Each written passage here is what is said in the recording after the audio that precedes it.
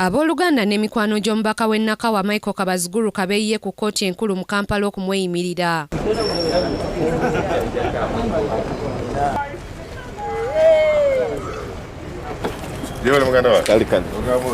Ku balabise mu kkooti mwe muli Pulezidenti wa FDC General Mugisha Muntu, Ssemujju Nganda, Lord Mayor Ssalongo Erias Lukwago n'akulira oludda oluvuganya mu Paalamenti Winnie Kiiza. Wabula kibabuuseeko we bategeezeddwa nti omulamuzi Yasin Nyanza alina okulamula omusango guno titagenda kusobola kuwulira okweyimirira kwa Kabaziguruka olw'okubeera n'emisango emingi gy'abadde alina okuwuza olunaku lwa leero. Kkooti yateeka olunaku olwa leero okuwuliriza naye amawulire ge tufunye nti omulamuzi ali bize abadde alina emirimu emirala gyaliko applications nyingi, ensonga nyingi z'abadde akyamaliriza gwali mu criminal session.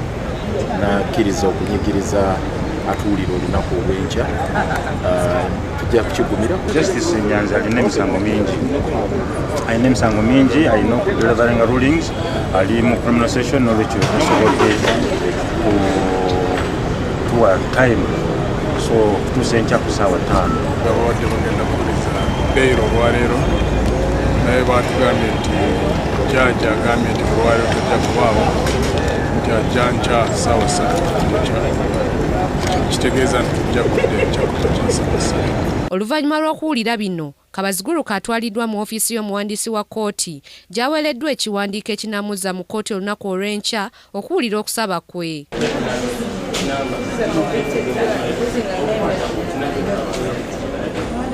Kabaziguruka olubadde okugibwa mu ofiisi y'omuwandiisi wa kkooti alinyisiddwa ku kabangali y'ekkomera emuzzizza mu kkomera Ekigo.